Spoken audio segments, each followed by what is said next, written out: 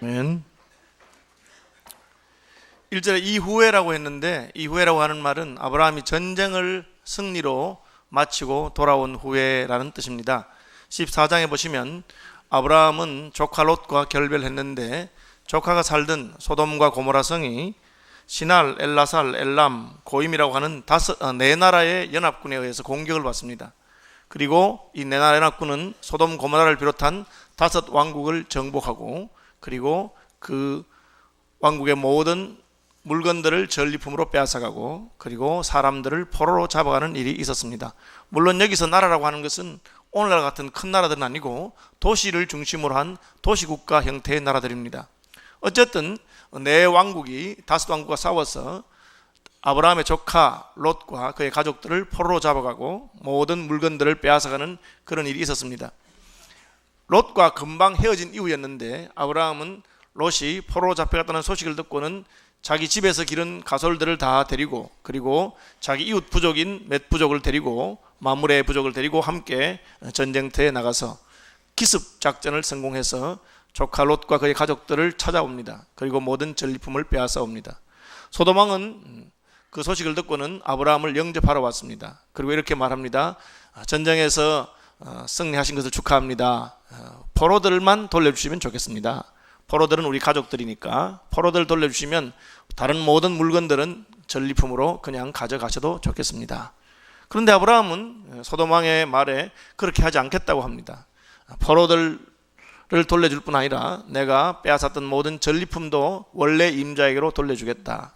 나와 같이 온 다른 부족들이 전쟁 비용을 청구하거든 그것은 주시겠지만 나는 전쟁 비용도 필요 없다. 그렇게 말했습니다. 아브라함이 그렇게 한 이유는 하나님께서 나와 함께 하시기 때문에 나는 소돔 왕이나 고모라 왕이 나를 부자로 만들었다고 하는 그런 소리를 들을 필요가 없다 하는 것입니다. 굉장히 명분을 따르고 의를 따르는 사람이었습니다. 그래서 소돔 왕에게 말했는데 진짜로 소돔 왕이 아무것도 안 주고 그냥 싹 다 가져가고 만 것입니다. 섭섭할 수 있겠죠? 안 섭섭합니까? 예. 아브라함이 체면치레로 말한 건 아니라고 생각됩니다. 그러나 섭섭할 수도 있겠죠. 그때 하나님이 나타나신 것입니다. 교회에서 내가 내 모든 것을 바쳐서 충성하고 수고를 했습니다. 그러니까 목사님이 집사님 수고를 많이 하시는데 이번에 일하신다고 비용이 좀 들었을 건데 그 비용은 그냥 교회에서 다 부담해야 안 되겠습니까? 이렇게 하니까 이분이 목사님 무슨 말씀하십니까? 제가 하나님이 하는데 비용을 뭐 부담하다니요. 제가 다 알아서 하겠습니다. 그러니까 목사님이 2번도 안 물어보고 아유 감사합니다. 이렇게 하니까 내가 안 한다고 했는데도 불구하고 좀 서운한 마음이 들 수 있잖아요. 그런 상황에서 하나님께서 아브라함에게 나타나셨습니다. 그리고 말씀하십니다. 여호와의 말씀이 환상 중에 아브라함에게 임하여 이르시되 아브라함아 두려워하지 말라. 나는 내 방패요 너의 지극히 큰 상급이니라. 여기 보면 하나님이 내가 너의 방패가 된다. 내가 너의 상급, 내가 너의 전리품이 된다. 그렇게 말씀하는 것을 알 수 있습니다.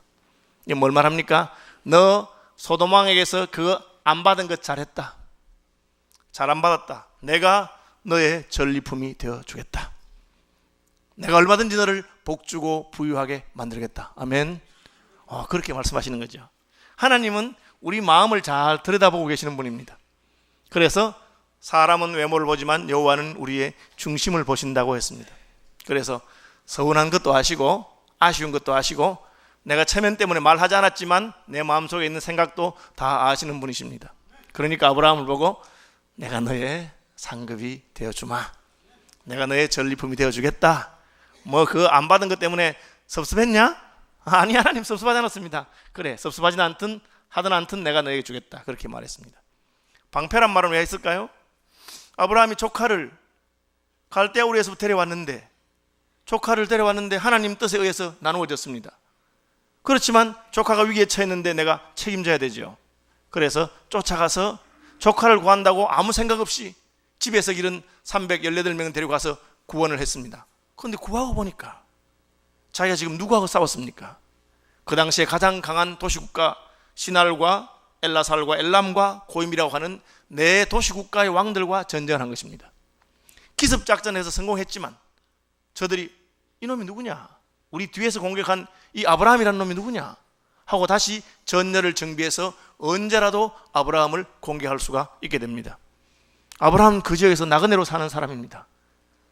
그 지역의 뿌리를 받고 있는 강력한 내 도시와 싸워서 언제라도 위험할 가능성이 있습니다. 그렇죠? 아브라함이 이길 수 있는 방법은 무엇입니까? 전쟁에서 적들을 잡아온 그 포로를 자기들의 군대로 가지고 있는 것입니다. 그런데 소돔왕이 포로는 돌려주시지요, 전리품은 가져가시지요, 그렇게 했는데 사실은 그 말도 무례한 말입니다. 자기가 빼앗겨놓고 왜 다시 돌려달라 합니까?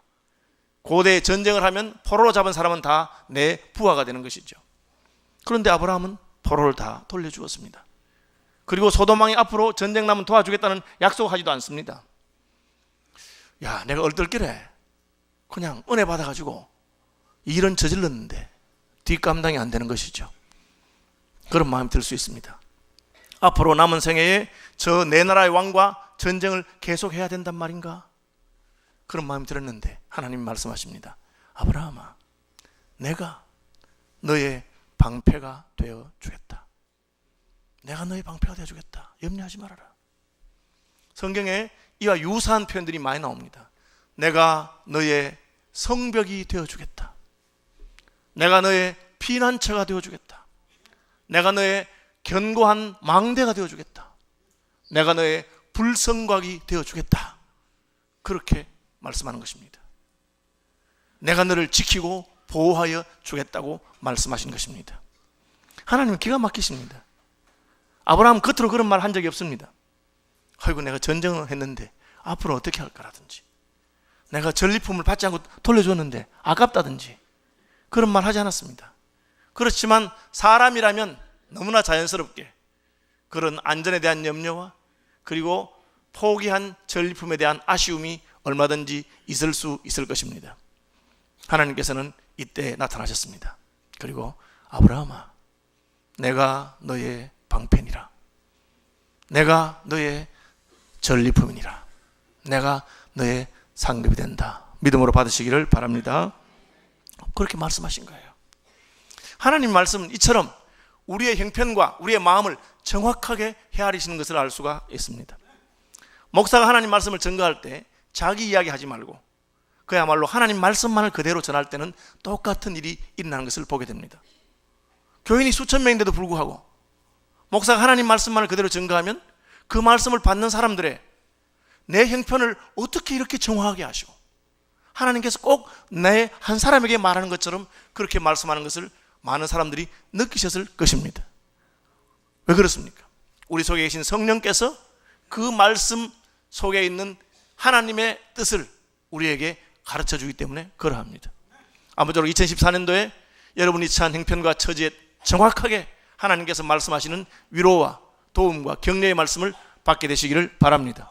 하나님께서 그렇게 말씀하시는 거죠. 그래서 이야, 기가 막히다. 저도 여러 번 그런 것을 경험합니다. 참 어떻게 수많은 사람들이 있는데도 하나님이 딱 각자에게 맞는 말씀을 해주시는 것이죠. 아브라함이 이렇게 말합니다. 주 여호와여, 무엇을 내게 주시려 하나이까? 나는 자식이 없사오니 나의 상속자는 이 다메섹 사람 엘리에셀입니다. 아브라함이 서운한 것은 무엇입니까? 롯이 자기를 떠난 것입니다. 자식이 없어서 아버지가 일찍 돌아가신 롯을 데리고 왔습니다. 아브라함은 자식이 없습니다. 조카지만 자기의 후계자처럼 생각했는데 하나님은 떠나보내라고 말씀하십니다. 고향을 떠나라 해서 갈대우르 에서 떠났습니다. 이제 아버지를 떠나라 해서, 부모집을 떠나라 해서 아버지 데라가 세상을 떠난 후에 하란을 떠났습니다. 이제 친척도 떠나보내라고 해서 롯을 떠나보내면서 양보하고 소돔과 고모라로 보냈습니다. 떠나보냈지만 롯이 위기에 처했다는 말을 듣고는 삼촌된 마음으로, 아비의 마음으로 구했습니다. 그런데 롯은 또 그냥 소돔으로 떠나갑니다. 참 삼촌 마음을 몰라주는구나. 참 아버지 마음을 몰라주는구나. 나는 자식도 없는데. 그런데 하나님이 나타나셔서 내가 너의 방패가 된다. 내가 너의 전리품이 되겠다. 아브라함이, 하나님, 저 방패 필요 없어요. 제가 이제 산들 얼마나 더 살겠습니까? 저는 죽는 것을 두려워했으면 조카를 구하러 가지도 않았어요. 내가 그 내 나라 왕과 부족으로서 어떻게 싸우려고 했겠습니까? 저는 내가 죽는 것보다는 나의 뒤를 이을 후계자가 생각이 났어. 내 조카 롯이 생각나서 구해주러 간 겁니다. 하나님, 저 이만하면 충분히 부자예요. 더 이상 제게 전리품 안 주셔도 돼요. 제가 소돔왕에게서 양보한 거 안 봤습니까? 저는 재산을 양보할 마음이 있습니다. 이미 가진 것도 많아요. 그런데 자식이 없잖아요. 이건 누구 주겠습니까? 이건 그냥 제가 다메섹에서 데리고 온 엘리에셀이라고 하는 종이 있는데 걔 다 줄까요? 나는 자식이 없사오니 나의 상속자는 이 다메섹 사람 엘리에셀이니이다. 주 여호와여 무엇을 내게 주시려 하나이까? 주시려면 조카를 떠나보내지 말게 하든지, 주시려면 자식을 주시지. 재산 내게 뭐 하겠어요? 이제 이 나이에 내가 무슨 재산이 욕심이 나겠으며, 이 나이에 내가 뭐 더 오래 살아봐야 좋겠습니까? 나는 자식도 없는데. 아브라함이 슬쩍 자기 마음속 깊은 곳에 있는 원망을 말하는 것입니다. 많은 사람들이 그런 원망이 있을 수 있습니다.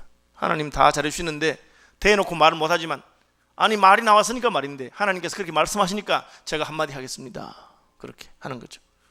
그렇게 말했습니다. 그러면서 아브라함이 또 이르되 주께서 내게 씨를 주지 아니하셨으니 내 집에서 길린 자가 내 상속자가 될 것입니다. 자식이 없잖아요. 그럼 지금 있는 이것도 그냥 내가 다 걔한테 다 물려주려고 그럽니다. 지금 가진 것도 많아요. 이거 다 그냥 주고 나는 빈손 들고 떠날 거예요. 4절 여호와의 말씀이 그에게 임하여 이르시되 그 사람이 내 상속자가 아니라 내 몸에서 날 자가 내 상속자가 되리라 하시고. 여러분, 하나님께서는 아브라함에게 분명히 내가 번성할 것이다, 자식이 많을 것이다 라고 말씀했습니다. 그렇지만 현실은 한 명도 없는데, 그나마 데리고 있던 조카도 떠났는데 무슨 내가 번성하겠습니까? 그냥 하나님 이날까지 받은 복으로 충분하니까 이 복은 전부 다 그냥 내가 내 종한테 주고 물려갈 겁니다. 그를 이끌고 밖으로 나가 이르시되 하늘을 우러러 뭇 별을 셀 수 있나 보라. 또 그에게 이르시되 내 자손이 이와 같으리라. 왜 하나님이 아브라함을 데리고 별을 보여주셨을까? 저는 이 말씀 보면서 굉장히 큰 은혜를 받았습니다. 여러분, 별을 한 번씩 보십니까? 서울 하늘이 별로 이렇게 맑진 않아서 대기오염 때문에 별이 잘 보이지 않지만 그래도 새벽별 정도는 보입니다. 저는 뚜르판 사막이라고 하는 중국 내지의 그 뚜르판 사막이라고 하는 사막에 가본 적이 있는데, 이야, 별이 얼마나 많은지 놀랐습니다. 사막에는 그야말로 인적이 없고 전기불이 없으니까 밤이 되니까 하늘이 그냥 별로 가득한 것을 보게 되었어요. 21세기에도 그렇습니다. 그런데 지금부터 4,000년 전에, 6,000년 전에, BC 2000년, 4,000년 전에 아브라함의 때 어땠겠습니까? 하늘에 너무나 많은 별이 있는 것을 하나님이 보여주었습니다. 그러면서 너의 자손이 이 별과 같이 많을 것이다 말씀하십니다. 하나님이 왜 별을 보여주셨을까? 여러분, 하나님이 별을 무엇으로 만드셨습니까? 말씀으로 만드셨습니다. 창세기에 보면 해와 달과 별이 있으라, 궁창에 해와 달과 별이 있으라 하니까 해와 달과 별이 있게 된 것입니다. 하나님이 별을 보여준 것은 아브라함에게 그렇게 시위하는 것 같습니다. 아브라함아, 저 별 있지, 별 크지? 저 별 내가 말로 만들었다. 별을 말로 만든 내가 너에게 약속하는데 저 별만큼 자식을 줄게. 그렇게 하신 것입니다. 여러분, 사람이 큽니까? 별이 큽니까? 사람이 큽니까? 지구가 큽니까? 지구에 70억 인구가 살고 있습니다. 그렇지만 아직도 사람의 발길이 닿지 않은 남극과 북극이라든지 열대 원심이라든지 사람이 가보자는 곳이 수두룩합니다. 바닷속에 사람이 깊은 곳에 안 가본 곳도 많이 있습니다. 그런데 지구에만 70억이 삽니다. 지구가 별입니까? 아닙니다, 여러분. 밤하늘에 빛나는 별들은 다 태양입니다. 태양. 스스로 폭발하는 원자력 발전소지요. 수소폭탄이 폭발하고 있습니다. 굉장히 큽니다. 지구보다 100배, 1000배 큰 것입니다. 심지어 10,000배 큰 것도 있습니다. 어마어마하게 큰 원자력 발전소 수소폭탄이 하늘에서 폭발하고 있습니다. 그것이 너무 멀리 있기 때문에 반짝반짝 빛나는 별로 보이는 것입니다. 이렇게 과학이 발달한 21세기에도 사람이 다른 태양계에 가본 적이 없습니다. 기껏 해봐야 달에 갔죠. 달은 태양에 딸려있는, 지구에 딸려있는 위성입니다. 지구는 태양에 딸리는 혹성이죠. 그러니까 이 별이라고 하는 항성, 스스로 빛나는 별이 얼마나 큰 건지 알 수 있습니다. 사람하고 비교해 보십시오. 하나님이 그렇게 말하는 것입니다. 너 지금 몰라서 그러는데 네가 살고 있는 이 지구라고 하는 땅덩이가 얼마나 큰지 아느냐? 그 땅덩어리가 속해 있는 태양이라고 하는 건 얼마나 큰 건지 아느냐? 그게 별이다. 내가 그 별을 말로 만들었다. 내가 너에게 이러는데 그 별과 같이 많은 자손을 주겠다. 여러분 한번 생각해 보십시오. 사람 하나 만드는 게 쉽겠습니까?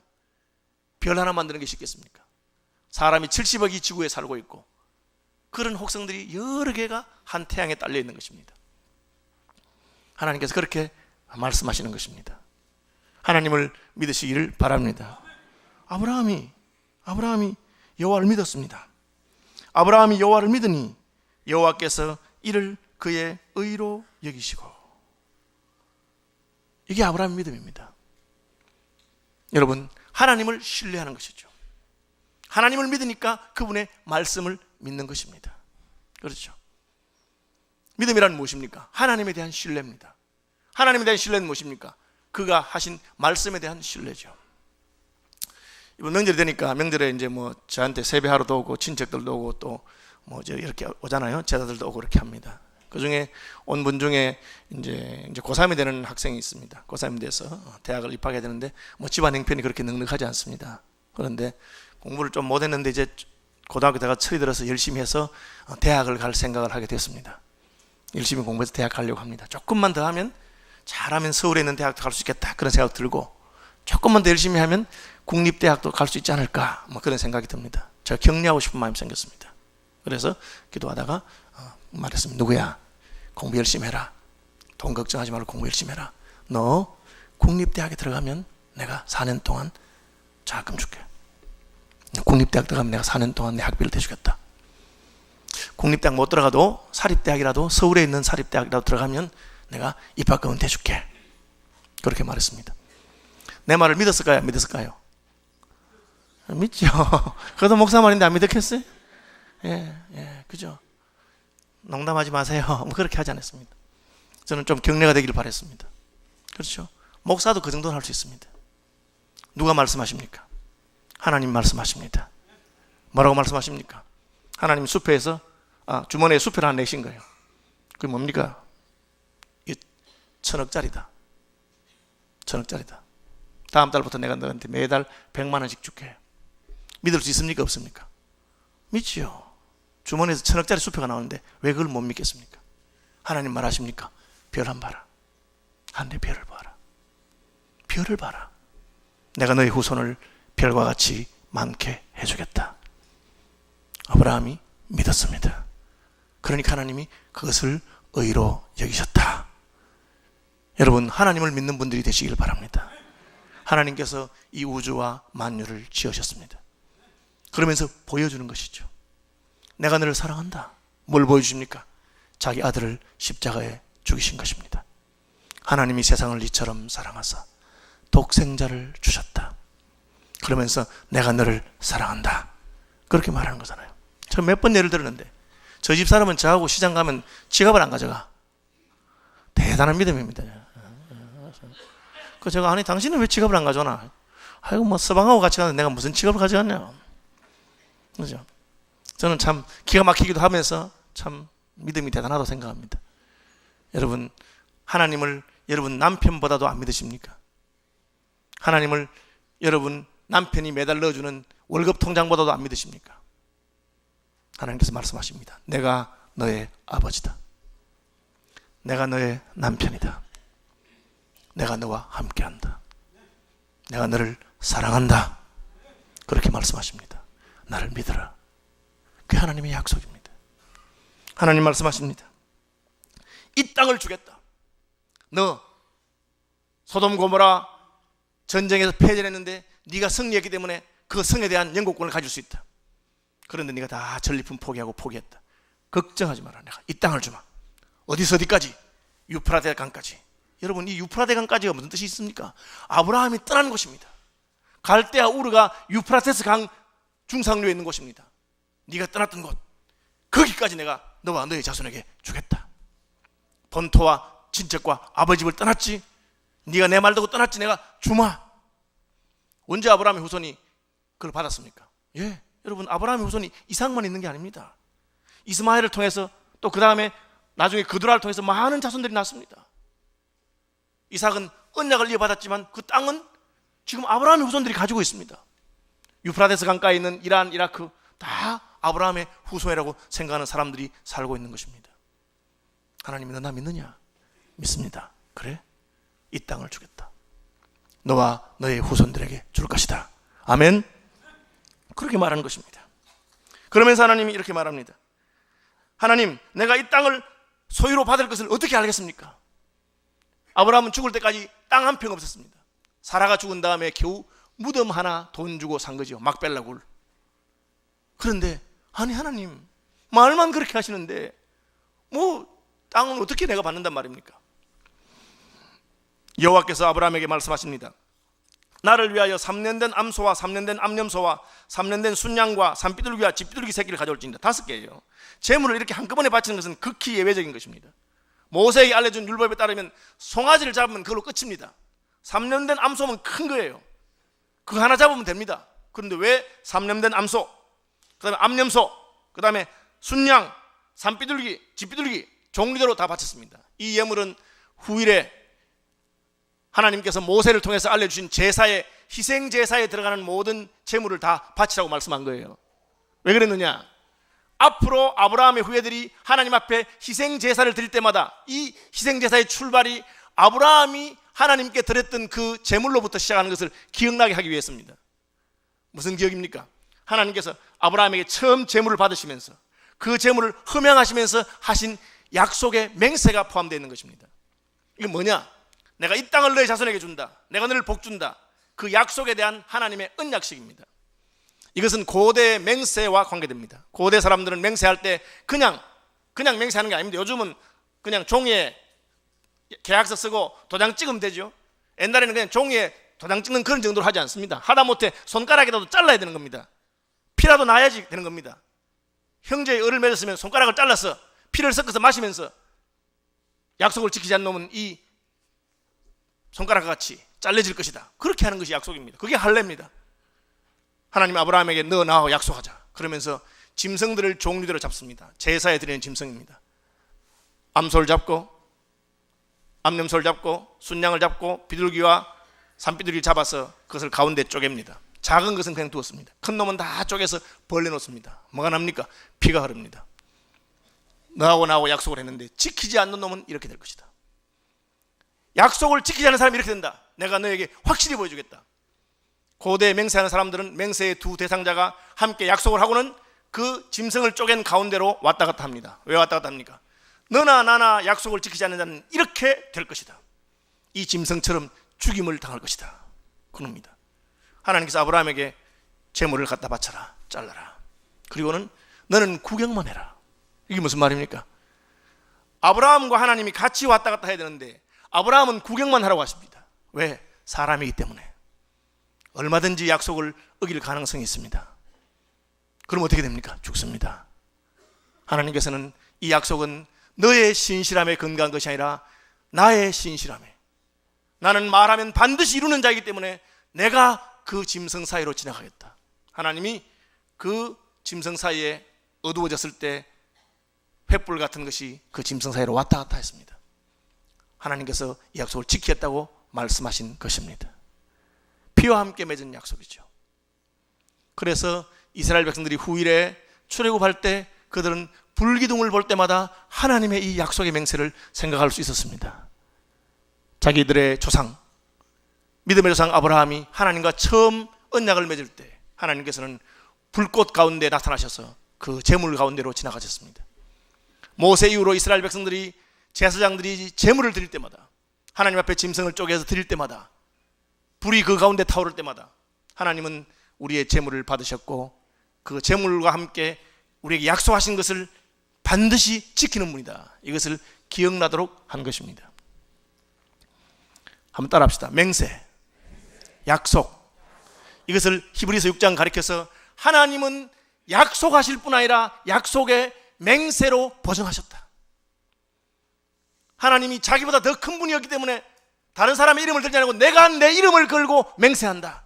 그렇게 말씀하셨다. 여러분, 안 믿으면 하나님이 더 이상 하실 수 있는 게 없습니다. 그래서 나 여호와가 말하였느니라. 내가 하겠다고 하지 않느냐? 내가 반드시 지키겠다고 하지 않느냐? 그래서 재물을 쪼갠 가운데로 내가 지나갔다가 오지 않았느냐? 반드시 이룰 것이다. 히브리서 기자는 이것을 가리켜 하나님이 할 수 없는 두 가지, 거짓말할 수 없는 이 두 가지 확실한 일을 인하여 하나님은 약속한 것을 어길 수가 없고 하나님은 맹세하신 것을 깨트릴 수가 없는 분이다. 여러분, 하나님이 무엇이든지 다 한다고 생각하시면 안 됩니다. 하나님도 하지 못하는 것도 있습니다. 뭘 못합니까? 하나님은 거짓말 하실 수 없습니다. 하나님이 하지 못하는 게 있습니다. 무엇입니까? 하나님 본인의 성품에 위배되는 것은 할 수가 없습니다. 하나님이 의로운 분인데 하나님 보고 죄 지으라 하면 죄 지을 수가 없는 것입니다. 그래서 하나님의 성품에 근거해서, 그 본성에 근거해서 하나님께서는 약속을 지키는 분이다. 이것을 처음으로 아브라함에게 하나님이 분명히 보여주신 것입니다. 하나님은 약속하셨고 그 약속하신 대로 지키실 것을 아브라함에게 보여준 것입니다. 그래서 우리는 우리의 구원이 견고한 닷과 같이 흔들리지 않는 것을 압니다. 왜요? 하나님께서 약속하셨기 때문에요. 그리고 그 약속하신 데다가 피로써 인치셨기 때문에요. 그래서 이것을 예수 그리스도가 십자가에 못 박혀 죽인 것이 하나님의 구원 약속에 대한 인치심이라, 피로써 찍은 도장이라고 말했습니다. 예수님은 그것을 가리켜 유언이라, 유언은 유언한 자가 죽어야 효력이 있는데 이제 내가 너희를 위해서 죽는다, 내가 목숨을 걸고 했으니까 이 약속은 다시는 변개할 수가 없다. 다른 것은 바꿀 수 있습니다. 내 마음이 바뀌었다. 약속한 사람이 바꾸면 됩니다. 교회가 결정한 것도 교회가 엎으면 됩니다. 목사가 결정한 목사가 엎으면 됩니다. 당회가 결정한 당회가 엎으면 됩니다. 죽어버리면 못 엎습니다. 유언이죠. 아버지의 유언을 바꿀 수는 없지요. 그래서 유언하고 죽었으면 끝난 것입니다. 예수님은 이 약속에 대해서 이렇게 말씀하셨습니다. 내가 너희를 반드시 구원하고 너희를 반드시 구원할 것이다. 내가 너희를 위해서 죽는다 하고 죽어버리신 것입니다. 그러면서 말씀하시기를 내가 죽었으니 이것은 내 유언이라. 유언한 자가 죽었으니 이 유언은 이제 변할 수가 없다. 무엇을 보여주고자 하십니까? 하나님께서 우리에게 하신 언약이 변개치 아니하는 것을 보여주고자 하신 것입니다. 여러분, 아브라함이 이것을 믿었습니다. 하나님의 약속의 말씀을 믿는 분들이 되시기를 바랍니다. 그게 아브라함의 언약의 특징입니다. 하나님을 믿는다는 게 무엇입니까? 그분이 하신 약속을 믿는 것이죠. 그의 말과 약속을 믿지 않는 것은 그를 무시하는 것입니다. 롯이 자기 사위들에게 어젯밤에 하나님의 천사가 나타나서 소돔 고모라 성을 심판한다고 하니까 떠나자. 사위들이 비웃었습니다. 우리 영감장에게 요즘 맛이 갔나? 멀쩡한 성이 왜 망해? 가시려면 혼자 가시오. 딸들은 아버지 말이라고 사실일까? 가자. 남편들이 따라가지 않습니다. 그것이 비극이죠. 신뢰를 얻지 못했다는 것이죠. 우리가 하나님의 말씀을 무시하면 하나님은 우리가 자신을 무시하는 것으로 생각합니다. 네가 내 말을 우습게 생각하는구나. 예수님께서 하신 말씀이 그것입니다. 너희 속에 내 말이 있을 곳이 없다. 여러분, 목사를 통해서 하시는 말이라도 하나님의 말씀으로 들려지거든 믿음으로 아멘 하시기를 바랍니다. 그것을 무시하는 것은 하나님을 무시하는 것입니다. 원래 교회 가면 그렇게 말하는 거야, 그렇게 생각하면 안 됩니다. 하나님께서는 아브라함에게 별을 보여주시면서 실물 교훈하시고, 그리고 재물 가운데로 본인이 지나가시면서 내가 반드시 이룰 것이다. 저는 이것을 깨닫고 난 다음에 내 인생이 완전히 바뀌었습니다. 왜? 하나님은 약속을 지키시는 분이십니다. 하나님은 그 언약한 대로 행하시는 분입니다. 뭐라고 말씀하십니까? 수고하고 무거운 짐진 자들아 다 내게로 오라. 내가 너희를 쉬게 하리라. 저는 그날 이후로 저의 모든 수고하고 무거운 짐을 예수 그리스도께 맡겼습니다. 그러니까 저는 인상이 환한 거죠. 걱정할 게 없죠. 주님께 맡겼으니까. 내가 너를 사랑한다. 내가 너를 반드시 복주고 복주리라. 잘 안 돼 보이십니까? 주께 맡기는 것입니다. 나를 믿는 자는 죽어도 살겠고 살아서 나를 믿는 자는 영원히 죽지 아니하리니 이것을 내가 믿느냐? 여러분, 믿으시기 바랍니다. 믿음으로 아멘 합시다. 아멘 하는 것입니다. 왜? 약속하셨으니까. 금방 하나님이 오십니까? 재물을 벌려놓고 한참 시간이 지나고 해가 질 때까지 어두움이 캄캄하게 임할 때까지 하나님 오지 않습니다. 믿음과 소망 가운데 인내를 배우는 것입니다. 그래도 약속하셨으니 때가 되면 이루실 줄을 믿으시기 바랍니다. 늦게 오셨습니다. 기다리게 하셨습니다. 그리고 말씀하십니다. 내가 이렇게 늦게 온 것은 너희 자손들이 400년 동안 다른 나라에서 종노릇 할 것이다. 그러나 종노릇 하는 동안에도 흔들릴 필요가 없다. 반드시 그들을 이 땅으로 다시 부를 것이고 이 땅을 너와 너의 자손에게 주겠다. 여러분, 눈에 보이는 것을 믿는 것이 아니라 하나님의 말씀을 믿는 것을 믿음이라고 합니다. 언약을 따라서 여러분의 믿음이 견고해지시기를 바랍니다. 2014년도에는 하나님의 약속의 말씀이 무엇인지, 주의 약속의 말씀 위에 굳게 서는 저와 여러분이 됩시다.